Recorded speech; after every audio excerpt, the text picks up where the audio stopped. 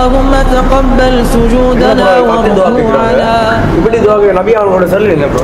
அல்லாஹ் மைதா குர்ஆன்ல சொல்றான் சூரா ஆராஃப்ல பணிவா ரகசியமான துஆ கேட்க சொல்றான். இவங்க இப்படி கத்தி கொண்டு துஆ கேட்கறது என்ன மார்க்கமோ என்ன பழக்க வழக்கமோ அல்லாஹ் காப்பாற்றணும். அஸ்ஸலாமு அலைக்கும். எப்படி இருக்கீங்க? வலைக்கும் அஸ்ஸலாம். அப்துல்லா நீங்க ரோமா இருக்கீங்களா? அல்ஹம்துலில்லாஹ். நீங்க எப்படி? அல்ஹம்துலில்லாஹ். அஸ்ஸலாமு சரி அல்ஹம்துலில்லாஹ். எங்க போயிட்டு வர பயணம் இது? ரொம்ப 27 வருது தானே. இப்போ தஸ்மி தொழுவேன், எங்கட சாப்பாடு வைப்பாங்க, நிறைய இது இருக்குது ப்ரோக்ராம். அதனால் இன்ஷால்லா நான் போய் நீங்கள் வாங்கட பள்ளி உங்களுக்கும். எதுக்கு 27 மட்டும்? அது என்ன 27? லைலத்துக்கு அது தான் அந்த நாள். யார் லைலத்துக்கு வந்து 27ன்னு சொல்லுது? ரசூலுல்லாஹ் வந்து சொல்கிறாங்க, தெளிவாக சொல்கிறாங்க, நீங்கள் வந்து கடைசி 10 ஒற்றை படைகளில் வந்து லைலத்துல் கத்ர் இரவை தேடிக்கோங்கன்னு சொல்லி. குறிப்பிட்ட 27 மட்டும் சொல்கிறதுக்கு ஆதாரம் இல்லையே. ஒற்றை படைன்னு சொன்னால் 21, 23, 25, 27, கடைசியில் 29 வருது. அது நீ 27 மட்டும் பாட்டிகளை நீங்கள் தேர்வு செய்கிறது, அதுக்கு ஆதாரம் மிக்கணுமா இல்லையா? ஆதாரம் இல்லாமல் நீ எப்படி தாக்குவீங்க? என்ன ஆதாரம் இல்லைன்னு சொல்கிறீங்க? ஆதாரம் மீக்கி தானே. அது என்ன ஆதாரம் இது? லைலத்துல் கத்ர் சொல்கிறது வந்து 9 எழுத்து ஆனது. அந்த 9 எழுத்துல வந்து அல்லாஹ் குர்ஆன்ல 3 இடத்துல சொல்கிறான். அந்த 9 தர 3 27 தானே. அப்படி தான் உலமா சொல்கிறாங்க. நீ அந்த வீடியோ பார்க்கலையா? அந்த வீடியோவா? அது வேற டிபார்ட்மெண்ட். இங்கே பாருங்க, இந்த கணக்கெல்லாம் உனக்கு யார் சொல்லி தந்தது? மார்க்கத்தில் ஒன்று இருக்குதா இல்லையான்னு சொன்னால் ஒன்று ரசூலுல்லாஹ் காட்டி தரணும், அல்லாஹ் சொல்லணும். லைலத்துல் கத்ர் 27 தான் இதுன்னு சொல்லி கண்டுபிடிக்கிறது இப்படி ஒரு ஃபார்முலாவை வந்து ரசூலுல்லாஹ் சொல்லி தந்தாங்களா? அல்லாஹ் 3 இடத்துல சொல்கிறான், 9 லெட்டர் வருது, 9 தர 3 27ன்னு சொல்லி. நம்ம மார்க்கம் என்ற பிள்ளை எதை செய்கிறதா இருந்தாலும் அல்லாட தூதர்கிட்ட வழிகாட்டுதல் இருக்கணும். உங்களுக்கு புரியுதா? இந்த 27 நீங்கள் செய்கிற வணக்க வழிபாடு எடுத்துக்கோங்களே, தஸ்பீஹ் தொழுக, இஸ்திக்ஃபார், அப்படி இப்படின்னு என்னென்னமோ செய்வீங்க. ரசூலுல்லாஹ் ஒரு நாள் சரி இப்படி செஞ்சுக்கிறதுக்கு ஆதாரம் உங்களுக்கு கிடைக்குதா? புகாரி, முஸ்லீம், திர்மிதி, நஸாயின்னு பல ஹதீஸ் கிரந்தங்களுக்கு சஹாபாக்கள் எல்லாத்தையும் கூப்பிட்டு வச்சு, மக்களே இன்றைக்கி தான் லைலத்துல் கத்ர் இரவு, வாங்க எல்லாரும் ஒன்று கூடுவோம், எல்லாரும் பாவ மன்னிப்புகள் ஈடுபடுவோம், தஸ்பீஹ் தொழுவோம் அப்படின்னு ரசூலுல்லாஹ் செஞ்சுக்கிறாங்களா? இல்லை. அப்போ 27 இந்த 27 இது சம்மந்தப்பட்ட அன்றைக்கு விசேஷமாக செய்கிறாங்களே, பாவ மன்னிப்பு, தஸ்பீஹ் அப்படிலாம், அப்போ அதுக்கும் மார்க்கம் எந்த சம்மந்தம் இல்லையா? எந்த ஒரு சம்மந்தமும் இல்லை. அப்படியா? அப்படிதான் ரசூலுல்லாஹ்க்கு அது மறக்கடிக்கப்பட்டுச்சு. என்ன ரஹி? அதானே ரசூலுல்லாஹ் வந்து ஒரு சந்தர்ப்பத்தில் வந்து லைலத்துல் கத்ர் இரவு எதுன்னு சொல்ல வராங்க. சொல்லும் வரும்போது 2 சஹாபாக்கள் சச்சரவில் ஈடுபட்டு கொண்டு இருக்கிறாங்க. அதான் அவங்களுக்கு மறக்கடிக்கப்பட்டுருச்சு. அதுக்கப்புறம் ரசூலுல்லாஹ் சொல்கிறாங்க, நீங்கள் வந்து கடைசி 10 ஒற்றைப்படை இரவுகளில் வந்து 27 லைலத்துல் கத்ர் இரவை வந்து என்ன செஞ்சுக்கோங்க, தேடிக்கோங்கன்னு சொல்லி வைக்கிறாங்க. 27 தான்ன்ற பர்டிகுலராக ஒரு டேட்டை ஃபிக்ஸ் பண்ணி ஒரு இரவை கொண்டாடுறது வந்து மார்க்கத்தில் என்ன இல்லை, துளி அளவும் ஆதாரம் இல்லை. ஆதாரம் சொல்லலாம், 27 ராவண்டு ரசூலுல்லாஹ் வந்து இது லைலத்துல் கத்ர் இரவு அப்படின்னு சொன்ன ஒரு சில ஹதீஸ்களை வச்சு 27 ராவ் இதுதான் சொல்லி அதுக்கும் ஆதாரம் காட்டுறாங்க. அப்படி பார்த்தா ரசூலுல்லாஹ் 23 ராவையும் லைலத்துல் கத்ருடைய இரவுன்னு சொல்லிக்கிறாங்க. 25ஐயும் வந்து லைலத்துல் கத்ருடைய இரவுன்னு சொல்லியிருக்கிறாங்க. 29ஐயும் லைலத்துல் கத்ருடைய இரவுன்னு சொல்லிக்கிறாங்க. 23, 25, 27 போயிட்டு தஸ்பீஹ் தொழுகைன்னு தொழுந்து கொண்டே ஆகிக்கிறோம். சரியா அந்த ஆதாரத்தை பின்பற்றவங்க என்ன செஞ்சிருக்கணும்? இதெல்லாம் செய்யணுமா? இல்லை, எல்லாத்தையும் உயிர்ப்பிக்கணும். இரவுகளை உயிர்ப்பிச்சிருக்கணும். எழுது சொல்லுறாரு அப்படின்னா 27 தான். அப்படி எந்த ஒரு ஆதாரமுமே இல்லை. குர்ஆன் ஹதீஸ்ல எந்த ஒரு ஆதாரமுமே கிடையாது. மட்டும் தானே இல்லை. நீங்க 27ஓட அமல்களை முடிச்சுட்டு 28வது நோன்பு சந்தைகள்ல தான் வைக்கும்.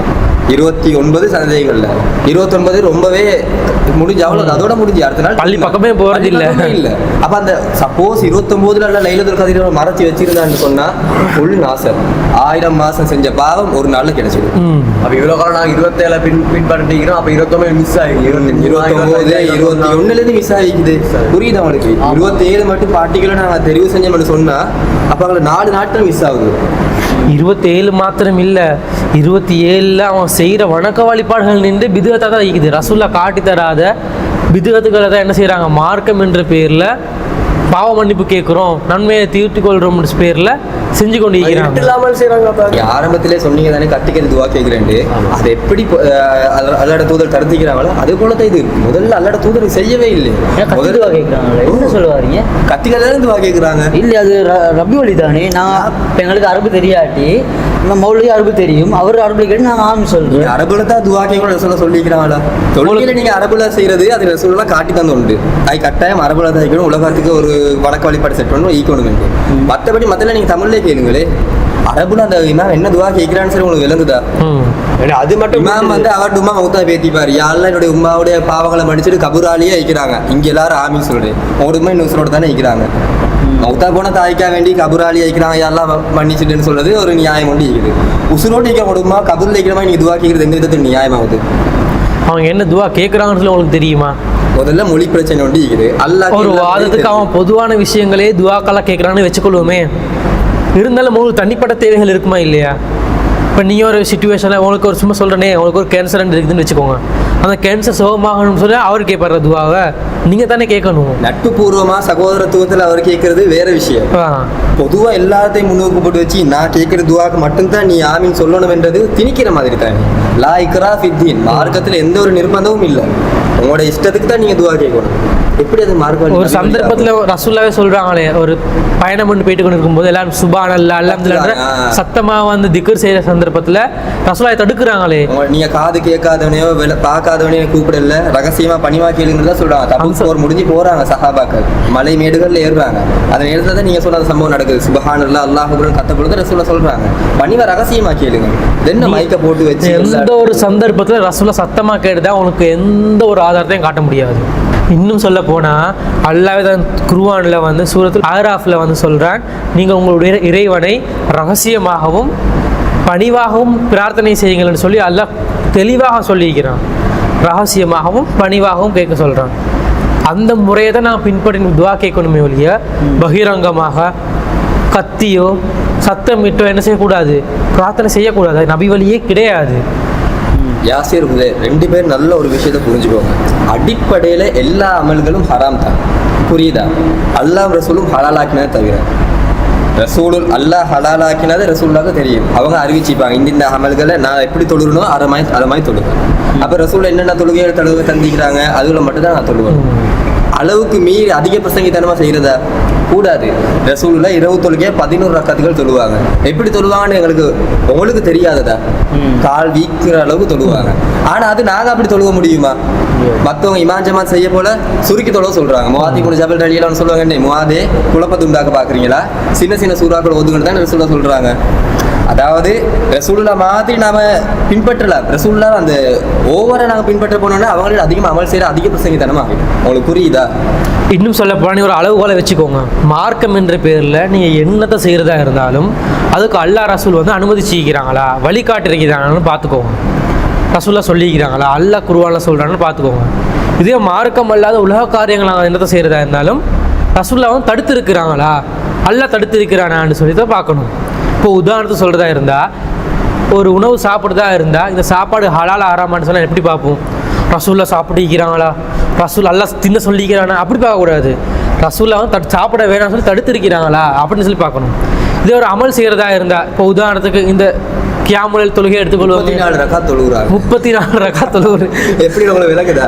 23 8 மணிக்கு தொழுவாங்க, திரும்ப 2 மணிக்கு வந்து இன்னொரு 11.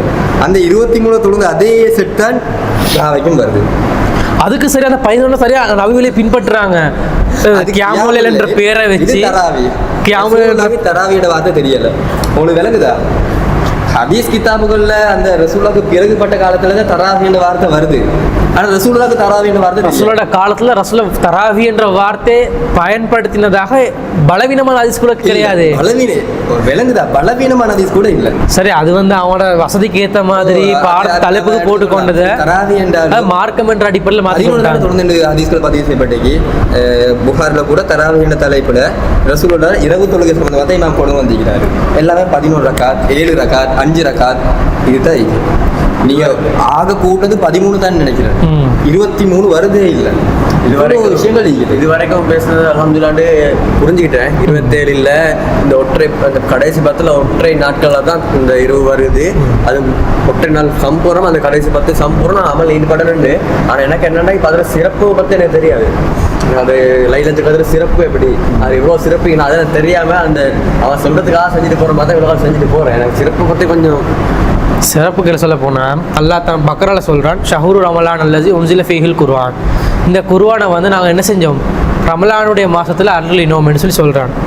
அந்த மாதம் அந்த நாள் என்னன்றதை வந்து அல்லாஹ் சூரத்துல் கதிரில் வந்து சொல்கிறான், இன்னும் அன்ஸல்னாஹு ஃபீ லைலத்துல் கதிர்.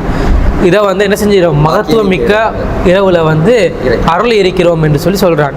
அந்த இரவு எப்படி சிறப்புன்னு சொன்னால் 1000 மாதங்களை விட சிறந்தது. நம்ம இந்த லைலத்துல் கத்ர் இரவுல என்ன அமலை செய்கிறோமோ அதை வந்து அல்ல 1000 மாதத்துக்கு நம்ம என்ன அமல் செஞ்ச எந்த நன்மையை கிடைக்குமோ அந்த நன்மை என்ன செய்யறாங்க? 1000 மாசம் எத்தனை வருஷம்? 83 வருஷம். ஒரு நாளில் ஒரு வணக்க வழிபாடு நின்று வணங்கி அல்லக்கிட்ட யாரெல்லாம் என்ன பாவங்களை மன்னிச்சுட்டேன்னு சொன்னாலும் 83 வருஷங்களுடைய பாவங்கள் மன்னிக்கப்படும். ப்ரோ நான் இவ்வளோ காலமும் அந்த பாத்திரம் சுமந்துட்டோம். அதுதான் தெரியாம செய்யறது வேற. 27 ஆண்டு மட்டும் செய்யறோம். 27 ஆண்டு உள்ள பிதத் அந்த இருட்டுக்குள்ள அமல் செய்யறது கூட்டு துவாக்கள் அந்த மாதிரி நிறைய பிதத்துக்கெல்லாம் இவ்வளோ காலம் தெரியாம தான் செஞ்சுக்கிறோம். மார்க்க மூளை கஷ்டப்படுத்தல. ரசூல்லா வந்து 11 தாண்டி தொழுது கிடையாது. அதே 11 தொழுறது தான் என்னது நபி வழி. உங்களுக்கு தேவையான பாவ மன்னிப்புகள், உங்களுக்கு தேவையான துவாக்களை வந்து நீங்கள் தனிப்பட்ட முறையில் அழகிட்ட கேட்டுக்கோங்க. இரவு கடைசி பகுதியில் தொழுறது தான் சிறந்தது.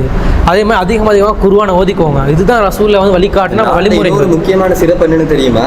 அல்லாஹ் சொல்றான், அந்த நாள ரூஹ் இறங்குறாரு. ரூஹ்னு சொன்னா ரூஹுல் குதுஸ், ஜிப்ரீல் அலைஹிஸ்ஸலாம். சும்மா நேரத்துக்குள்ள இறங்க மாட்டாரு. ரசூலுல்லாஹ்க்கே சொல்றாரு, முகமதே நாங்க சும்மா நேரத்துக்குள்ள இறங்க மாட்டோம், அல்லாஹ்வுடைய அனுமதி எங்களுக்கு வேணும் என்று.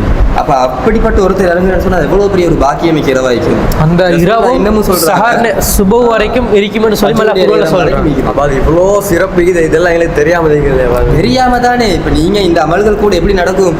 சஹர் சாப்பாடோட முடிஞ்சு ஃபஜ்ர் தொழுக கூட யாரும் இல்லை. நாங்க 27 போனாலுமே என்ன வெளியே எதிர்ப்பு பொடிய மேலே காய்ச்சி தான் இருக்கிறோம். இந்த சிறப்பு தெரியும் சார். நாங்கள் 21 ஆரம்பிச்சு 20 ஆரம்பிச்சு இப்போ 21 முடிஞ்சிருச்சு. அமல்களில் ஈடுபட்ட யாருமே அமல்களையும் நாங்கள் குறை சொல்ல போறது என்ன சொன்னா, அமல்களுக்கு நன்மை அளிக்கக்கூடிய நல்லா தான் செய்யல யாரும் 27 செய்யற அதே எல்லா நாளும் செஞ்ச என்னவா? அல்ஹம்துலில்லாஹ். இது வரைக்கும் எனக்கு இது தெரியாமல் போச்சு. இப்போ தான் நீங்கள் சொல்லி தான் இப்போ எனக்கு விளைவிச்சதெல்லாம் இப்படியும் வீக்குதாண்டு. இவ்வளோ நாளாக எங்களோட உம்மா அப்பா சொன்னது, என்னோட மௌலியமாக சொன்னது இவ்வளோ நாள் கேட்டு கொண்டு எனக்கு மூத்தவர் சொன்னது அதை தான் கேட்டு வரும். இந்த சிலை வணக்கவாதிகள் எப்படி இதெல்லாம் சொல்றாங்களோ அவன்கிட்ட பேர் ஏன்மா நீங்க சிலை வணங்குறீங்கன்னு கேட்டா சிலை வணக்க மாட்டீங்களா, கபூர் வணக்கம் இப்போ லேட்டஸ்ட். அவங்க சொல்றாங்க அப்பன் பாட்டு முப்பாட்டு செஞ்சு நாங்கள் பரம்பரையாக செஞ்சுட்டு வரோம், பரம்பரையாக செஞ்சுட்டு வரோம். அல்ல இவங்களுக்கு தான் குர்ஆன் சொல்றாங்க. அவங்க வழிகேட்டில் இருந்தாலும் நீங்களும் வழிகேட்டில் இருப்பீங்களான்னு கேட்கும். இந்த மாதிரி நீங்கள் தெரிஞ்சு கொள்வது மட்டும் இல்லை, உங்களுக்கு பக்கத்தில் இருக்கிற அவங்களுக்கு உறவினர்களுக்கு உங்களுக்கு தெரிஞ்சவங்களுக்கு என்ன செய்யுங்கன்னு சொன்னால் இதை வந்து எட்டி வைங்க. ஏன்னா அவங்களும் மூலயமா அறியாமையில தான் என்ன செய்கிறாங்க, இது மாதிரி பாவங்களில் ஈடுபடுறாங்க, வழிகேட்டில் இருந்து கொண்டு இருக்கிறாங்க. அவங்களுக்கும் என்ன செய்யுங்க, இதுதான் சத்தியமாக இருக்கும், இதுதான் குர்ஆன் சொன்னன்றதை சொல்லி அவங்களுக்கு விளங்கப்படுத்தணும். அப்படி விளங்கப்படுத்தினா தான் அவங்களுடைய மறுமை வாழ்க்கைக்கு அது வந்து சரியானதாக அமையும். ப்ரோ இது வரைக்கும் நாங்கள் மற்றவங்க சொல்கிறது கேட்டு தான் செஞ்சுட்டு இருந்தோம். வேறு முயற்சின்னு நாங்கள் வந்து பார்த்து குர்ஆன் ஓதி விளங்கி அப்படி படித்து இதாகல. இதுக்கப்புறம் இன்ஷா அல்லாஹ் குர்ஆன் ஓதி ஹதீஸ்களை பார்த்து படித்து இனிப்பறம் மக்களுக்கு எத்தி வைக்கிற வேலையை பார்ப்போம். இன்ஷா அல்லாஹ் அவங்களுக்கு 2 பேருக்கு அல்லாஹ் ரஹ்மத் பரக்கத் சொல்கிறதுக்கு இன்ஷா அல்லாஹ்.